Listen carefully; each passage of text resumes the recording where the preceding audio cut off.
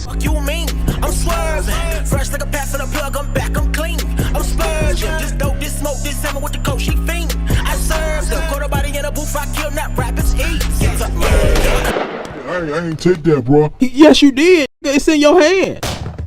Okay, so we coming from the north side with this one. The north side of Richmond, Virginia, where we meet Dicky, who is a black disciple. A gang I'm pretty sure the whole nation knows about today because of the Chicago drill culture, but as a disclaimer, I did not talk to this person nor get his permission to tell his story, so people, places, and events will be changed just a bit to conceal his identity. But his story is real, traumatic, and entertaining as you can imagine, and I hope we can all learn something from his wins in life, but most importantly, his losses and his mistakes. This is a guy named Dicky. So I go extra hard on that hard flow. Call me D.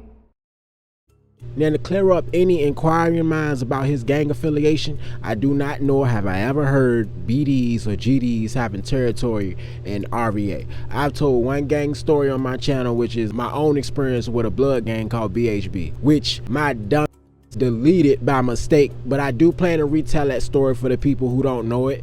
But I do have an original audio version, which is I think the first video on my channel. Yeah, so go ahead and check that out if you like. But I started seeing black flags and hearing black disciple, gangsters disciple gangs grow as the drill wave grew. But this guy, Dicky, this was his calling card way before we knew of a chief key for Chicago drill, which is why I believe in his origin story, so to speak, more than anyone else in the city. Now, the first time that I meet Dicky was in middle school. He was as normally bad as hell like the other bad kids, meaning nothing out of the ordinary. You know, the goofing off in class, skipping classes, picking fights, you name it. But one day, he set himself apart from the others. This was 6th grade, Bouchard Middle School. The first time I spent the full year beginning to end as an ED student, which stands for emotionally disturbed. Yes, I hated that shit. Now, it started in the middle of my 5th grade year when they noticed I had a problem paying attention, calming myself down when I catch attitudes, but it wasn't that bad. So when I got to 6th grade, it was a lot more kids in the class. It still had double teachers, which also made me feel like they were calling stupid. It's only now that I know this whole time I had ADHD. Now, this day that I'm in class, Dicky comes in late like usual. He sits there quiet the whole day, not talking to nobody, not even the teacher. The teacher has to leave out for a few minutes and ask one of the students to watch the class for her. Now, I don't know if y'all ever been in class and the teacher did that. She might appoint a person or 2 people to watch the class and they gotta write names on the board if you do something wrong. This lily white woman didn't really understand our culture, the black culture. We only looked at those kids as snitches or teachers' pets. And the kids who caught on late, not knowing about the no snitching rule, they ended up following suit. And that was just to avoid being bullied or picked on for something that themselves didn't even believe in. You wanna know how I know? Because I was one of them students. Now, the student that the teacher appointed to watch the class after she left started throwing out orders and demands, but you know, it was as a joke. They weren't really serious, it was joking. But Dicky, who didn't move nor say a word the whole damn day, got up, walked calmly over to him, pushed him dead in his face. I saw it coming. I knew it was coming because I've seen him do it like this before. Now, afterwards, he told the whole class not to say nothing or they was next. Straight out of a teen movie, I swear. I wouldn't say anything regardless. I was more so scared of being called a snitch than getting in the mouth anyway. So when she come back in the room, she asks who did it. Somebody better say something or you gonna be punished or we gonna suspend or we gonna do this. Bro, we heard all this before. This shit don't scare us no more. But Dicky surprised the hell out of everybody. He stood up and said, I did it. Now what?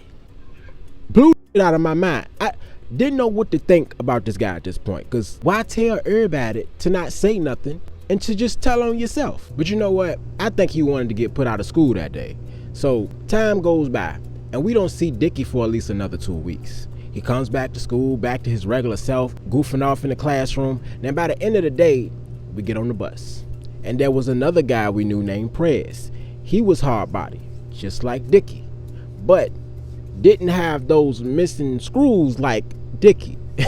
I'm sitting in the seat across from Prez, and Prez is 1 seat ahead of Dicky. Dicky rolls up a piece of goddamn paper. He's already rolling up the paper as he getting on the bus. Not like this. You would have to have like a good 4 or 5 sheets of paper for it to roll up real nice. But y'all know what I mean, right? You know how you used to roll the papers up in school? And he doing this as he getting on the bus. After it all happens, in my mind, this was premeditated. He planned to do. We didn't all did this before. The tighter you roll it up, the harder it becomes. He start tapping Prez over the head with it. Prez turned around, told him to stop. Dicky laughed and tapped him over the head again, but a little harder. He said, "Stop, or I'm gonna beat your boy."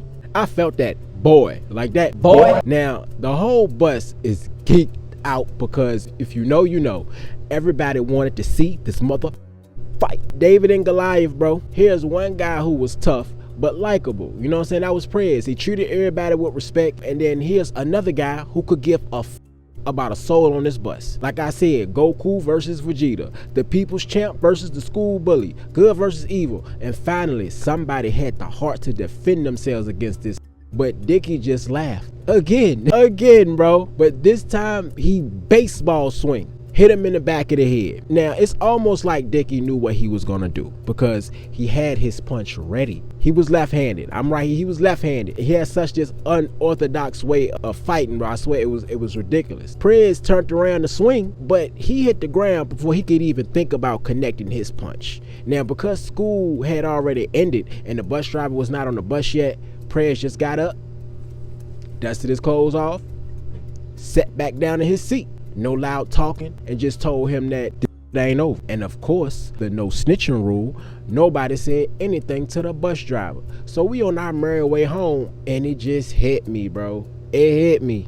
These motherfuckers getting off at the same stop. They get off first, and then I get off like literally, I can see them when I get off the bus. That's how close the block is. I'm thinking, Prez must got a plan to do him dirty. Now, the time that it took for me to get out of my seat, walk towards the front of the bus, and get off, I noticed Prez running back toward Dicky with a bat in his hand. Now, Prez's house was right in front of the bus stop, so the bat had to be in a yard or some shit. But Dicky is not running.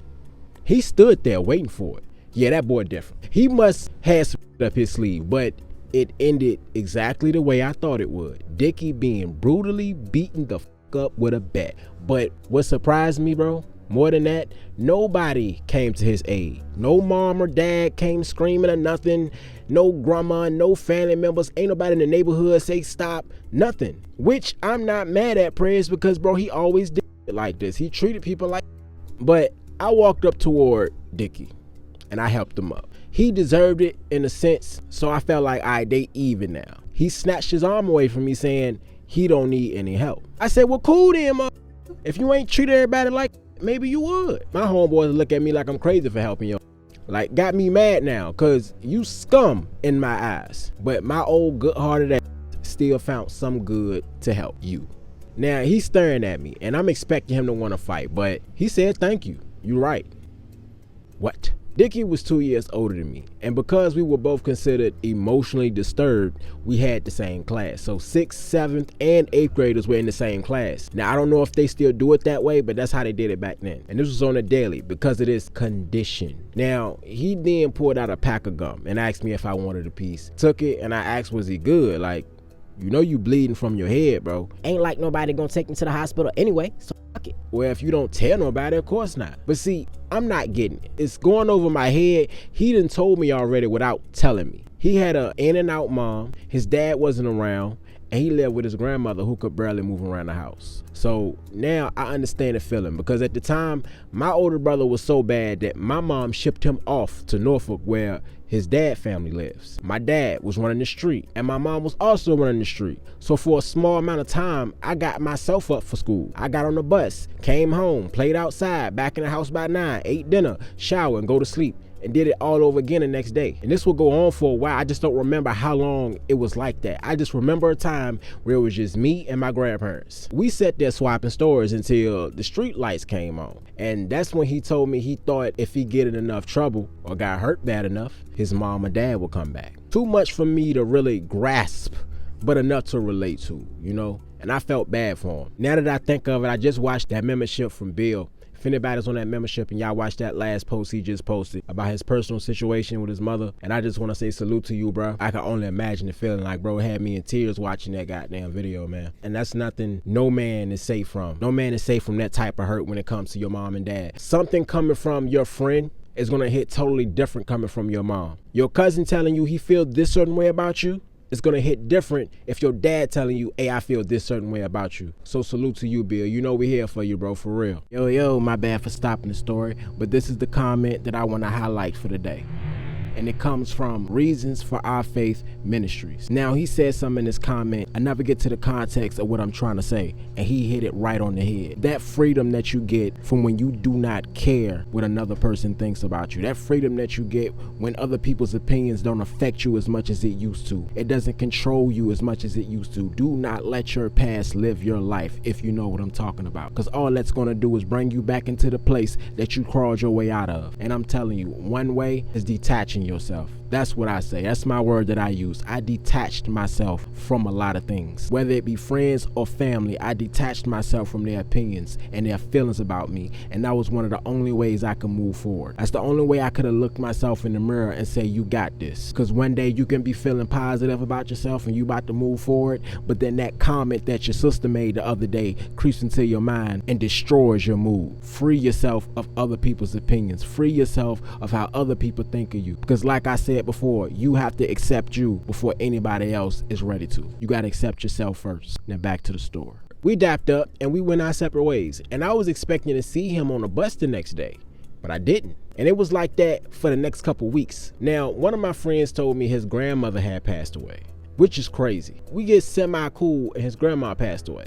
So there was no telling where he ended up after that. Now, I don't see Dicky again until about the year 2012. He leaving a Walmart, what I assume is his girlfriend, black flag hanging from his jeans, and I call his name. He excited to see me. I'm excited to see him. And the first thing I ask is, where the hell you go after middle school, bro? And he tells me North Carolina to be with his family. And he didn't move back up here to Richmond until 2010. So he figured like, look, 20 years old, I'm grown, why not? So I got a chance to tell him, sorry about your grandma, bro. And did he ever connect back with his mom or dad? Not knowing his mom was who I assume was his girlfriend. His dad was doing a life sentence. His mom was 2 years clean. And I asked him about that flag, and the answer was he was BD, saying that his dad is BD in prison and his whole family in North Carolina were all BDs. So we ended up swapping numbers. He asked where I knew what some perks were. Now, of course I did. I was knee deep in the game by then. I tell him, stay on standby till I get home. I set up the play for him to get straight where he can meet this guy himself. The plug told me he ain't have time to come to Blue Ridge, and me, I didn't feel like picking him up and dropping him off. Like, I'm not no delivery boy. So he agreed to meet this dude who he never met. After I just told him I just linked back up with him after almost a decade. So he could be anybody, bro. The person he was when he was a child, he was bad as shit. So ain't no telling who he is now. Dude didn't care. He needed that bread. All right. So long story long, he robbed the plug. And when the plug called me, I couldn't do nothing. I didn't know where he stayed. He ain't answering the phone for me. So yeah, he used me so he could finesse you. The game is the game, right?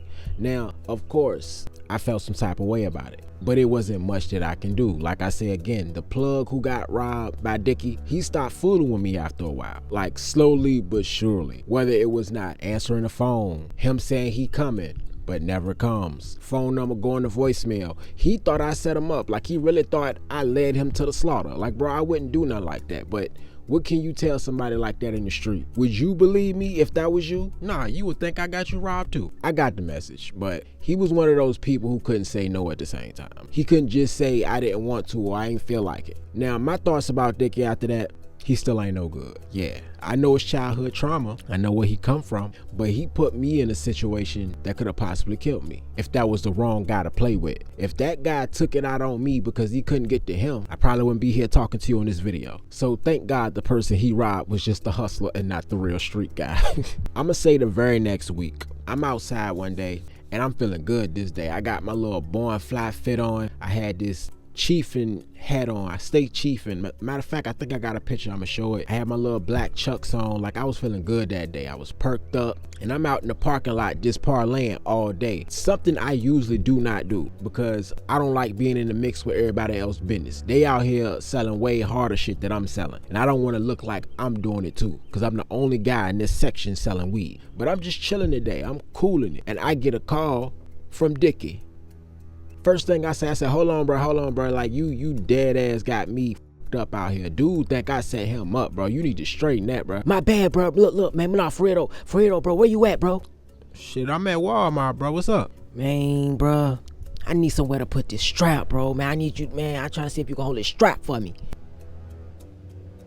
This nigga ain't my friend. This nigga ain't my friend. Nah, bro. I ain't holding nobody's strap. I ain't your peon, homie. What? But I ain't how I'm rocking. I got my own shit going on. You gonna have to find somewhere else to put that joint. Alright. Fuck you then, nigga. Fuck you then, nigga. Alright, bro. Bro, I'm not doing that with you. You unhinged. I see it. And I'm already knowing your trauma.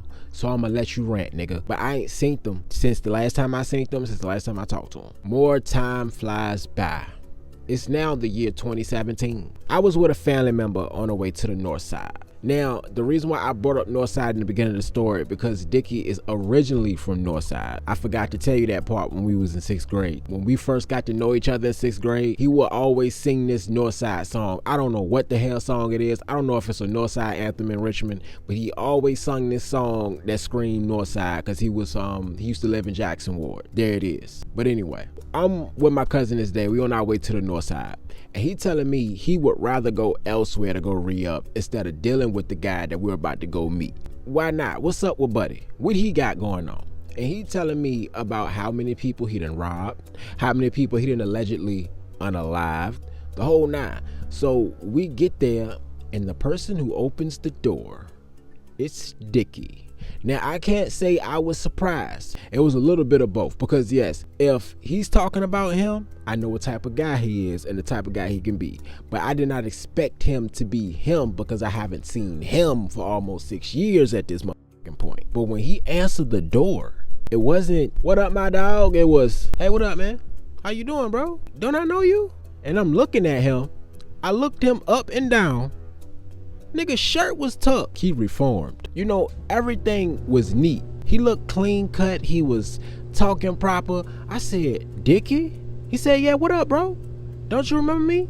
"I remember you, but I don't remember you like this." Another dude come up behind him, which is his cousin, but I don't know that then. That's the real guy who my family member was talking about. "Who you talking to, bro? So you just open the door for anybody?" Once he see my cousin, he like, "Oh, my bad. Yeah, come on in. Come on. So my cousin and the guy talking, and I'm talking to Dicky. I'm trying to see what's up with him. Like, what's going on? He tell me about his life, the past few years dealing with addiction. He done did 3.5, 4 years in prison, like he said, hard time, state prison. Popping perks, upgrading, going to rehab, relapsing, back to rehab. He took a full ride, and now he trying to find a job working on getting his GED. And it's blowing my mind, bro, because I'm like, yo, this man really turned his life around at this point. I was knee deep in my own sins at this time. We again swap numbers. And before I leave out the door, he apologizes for what he did 5, 6 years ago. And I say, damn, bro, I forgot all about that, but I appreciate that. Like, I really appreciate it.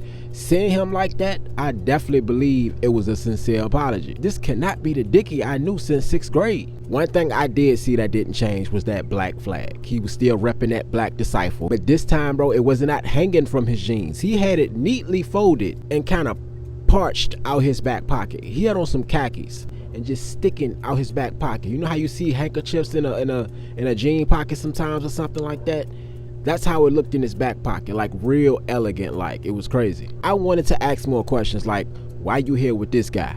Why you messing around with him if you changed your life? But I didn't want to get too much in his business. Plus, dude, he's sitting right there. So we start talking a lot more. We texting back and forth. And me, I'm talking about getting clean. And after a while, he takes a trip, and I think it was to Florida. I'm not sure where he went, somewhere out of state. And I'm gonna say 7, 8 months down the line, he comes back to the city.